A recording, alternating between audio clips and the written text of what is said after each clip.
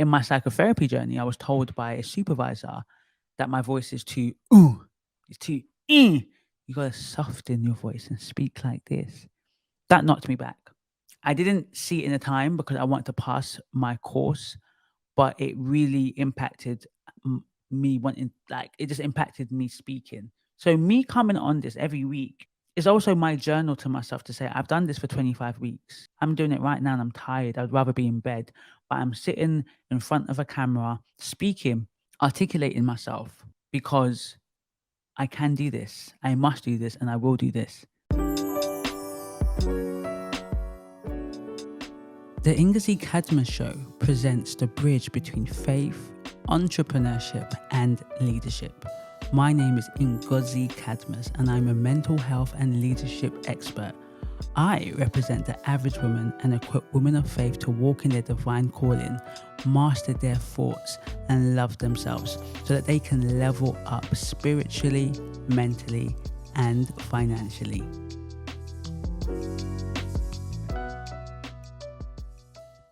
Welcome to the Ngozi Cadmus Show, episode 25. You know what? Let me give myself a round of applause. I think anybody that is able to commit to a thing every week, despite the challenges, despite the things that just happen on a day-to-day basis, has to get credit, because this is not something that I'm naturally good at. You know, I never dreamt of being seen and known and speaking in front of people. So people might think it's natural, people might think it's effortless, but they don't understand the preparation that occurs behind the scenes. So for those that don't know, when this goes up, I would be about 4 weeks preparing for my TEDx talk. I'm doing a TEDx talk on the 4th of March. So I will, I don't know, maybe vlog a little bit on the day and put it up. And then once the video of my TED talk is released, you know, link it to the channel somehow if I'm able to.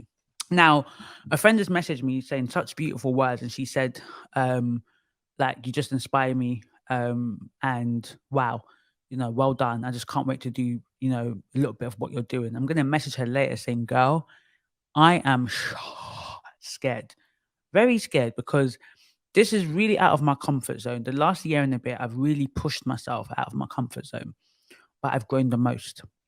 I've grown absolutely, because I am constantly out of my comfort zone. Not to the point where I'm constantly just anxious and paralyzed. You've got to go back into your comforts at certain times. But most of the time, I am in my stretch zone. Not panic, but in stretch, right? I'm in the middle. I'm in where growth happens. Growth only occurs outside of your comfort zone. Growth only occurs outside of your comfort zone. You cannot grow in comfort. Comfort is about reaffirming, reestablish, right? Embedding. Stretch is about learning or relearning. Panic is, oh, this is overwhelming. Now, sometimes you do need to go into panic. Sometimes panic is necessary. Oh, and sometimes you're not actually in panic, but you are in panic, right? TEDx to me is a stretch, but for somebody else, it's a panic. If they did that, they will sabotage, they will be paralyzed, like they will get sick. It just will be panic for them. Where for me, it's stretch, right? And also, my personality is very much about let's just do it. I kind of accept before I'm like, crap, what did I just do? If you said to me, I want you to go on ITV tomorrow, I would actually accept it. As long as it's something I can talk about, where somebody will be like, no. Can I have a lead up time? Can I speak next week? I'll be like, okay, let's do this, because I want to be stretched. I know the areas that I'm weak at and I want to learn. People will be very surprised when they hear this, but I never thought I was a good speaker. And that wasn't only because I just was insecure and you just have negative thoughts about yourself. It was because how I heard myself. I didn't think I was good. I speak too fast, my pace, my cadence. I stumble over my words. My elucidation isn't great. My enunciation isn't great, but I am practicing. Now, you might not see it now because I'm talking really fast, but the 2-3 weeks now that I've been presenting my speech, my talk, I've been impromptu doing speeches, because some of the classes is doing impromptu speech. I'm getting solid feedback, not just from my peers that are going to say nice things, from experts saying your cadence, your pace. I'm like, what? Say what? I said to them today, I don't think you understand how grateful I am for feedback, because I've known, and for a lot of the time in my life, I'm constantly talking so fast. And yes, when I do speeches, people say they hear me and I'm not as fast as I'm not talking as fast as I usually do. But I got to make sure that in this TEDx talk that I am slow. I speak like this. Hi, my name is Ngozi Cadmus, and welcome to the Ngozi Cadmus Show. Now, I can say it with a bit of hi, my name is Ngozi Cadmus. Welcome to the Ngozi Cadmus Show. Rather than, hi, my name is Ngozi Cadmus. Welcome to Ngozi Cadmus. Hi, my name is Ngozi Cadmus. Welcome to Ngozi. Hi, my name is Ngozi Cadmus. Welcome to Ngozi Cadmus Show. Maybe it's a bit of extreme, but I'm talking like this. Hi, my name is Ngozi Cadmus. Welcome to Ngozi Cadmus Show. So I stumble over my words a lot because I speak very fast. If I slow down, take deeper breaths, I won't stumble because I've got a bit of a lisp as well. So my lips also is more evident when I speak fast. But if I speak slowly, right, a person said something to me that actually annoyed me, but I didn't allow it to intrude on my self-esteem. And I know she didn't intend to say anything that actually was hurtful, offensive, but it was just because of the insecurity I had. So there was a person that I lived with in my old house with my mum. She was I don't know, was she a speech and language expert? She was something in that field, anyways. And I think we don't really talk much, but when one day I think I was talking to her, she kind of said to me, "Have you got a list?" She said something to me that I was like, "Bruh." Now, did she say I've got speech issues or do I have a speech impediment? I think she asked me if I had a speech impediment, and I was like, "Wow." It did bother me. It bothered me because I was thinking, "Wow, do I speak that bad that you would even think I have a speech impediment?" Thankfully, it's not something that overly, like, I only remembered it just now, so I don't overthink about that. I think I just ignored that feedback, to be fair. Thank God, because that would have knocked me, because it was like, whoa. In my psychotherapy journey, I was told by a supervisor that my voice is too, it's too, you gotta soften your voice and speak like this. That knocked me back. I didn't see it in the time because I wanted to pass my course, but it really impacted me wanting, like, it just impacted me speaking. So me coming on this every week is also my journal to myself to say, I've done this for 25 weeks. I'm doing it right now and I'm tired. I'd rather be in bed, but I'm sitting in front of a camera, speaking, articulating myself, because I can do this. I must do this and I will do this. I am a good speaker. I'm not the best speaker, but I'm a good speaker. But I will grow into a great speaker. I will. I will practice. I will practice and I will practice. That's what makes perfect. And I will go onto that stage. I will memorize my speech, 1,500 words, and I will do a darn good speech. A speech that will take everybody off their feet. A speech that will go out into this atmosphere and disrupt the status quo and disrupt the algorithm. That's what I'm going to do. That is what I believe in. And I have to believe in myself. Who else will believe in myself? God believes in me. My mum believes in me. My husband believes in me. I've got friends that believe in me. So why would I not believe in myself? What do I gain for not believing in myself? What do you gain for not believing in yourself? What areas can you stretch yourself? What areas can you stretch yourself? What areas can you get out of your comfort zone? Do you want to still be in the same place you are next month, next year? Some of you guys are in the same place. You are stuck in the comfort zone. You know, let me liken this to this. The comfort zone. Woo! You ain't gonna like me. Your comfort zone is Egypt.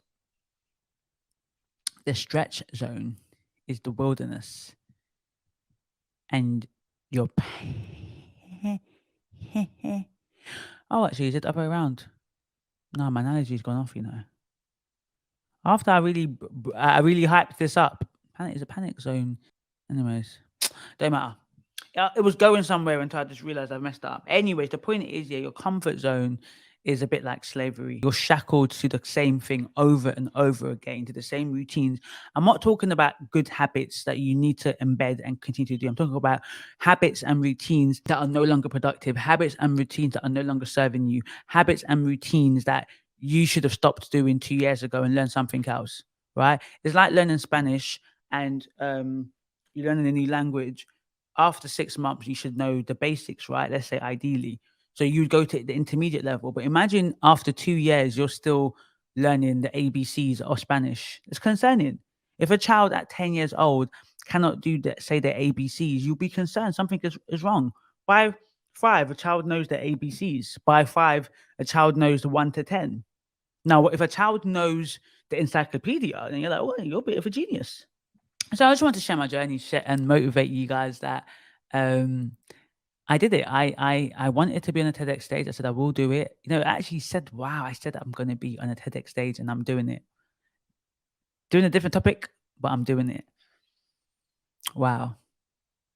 You got to put some respect on my name. Look, when I do that TEDx talk, I'm going to immediately change my what do you call it, LinkedIn profile. Mate, you got to put some respect on my name. You can't just talk to me anyhow. You got to chat to me nicely. You get me? Chat to me nicely, sir.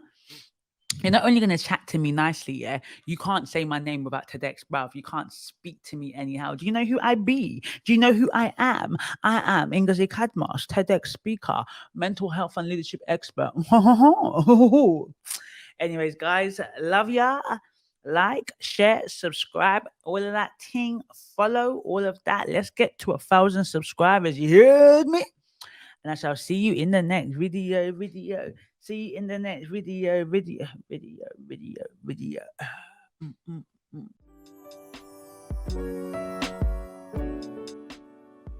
Ooh, what an amazing show. If I may say so myself. Well, thank you for listening to the Ngozi Cadmus Show podcast. So, for all of you women of faith and all of you women who are listening week after week and resonate with what I'm talking about, feel lost, feel uncertain, know they're called for something greater, but they're currently stuck in what is comfortable. They're stuck in the familiar.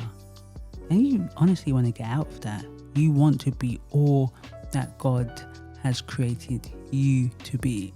Sis, I got you covered. Yeah?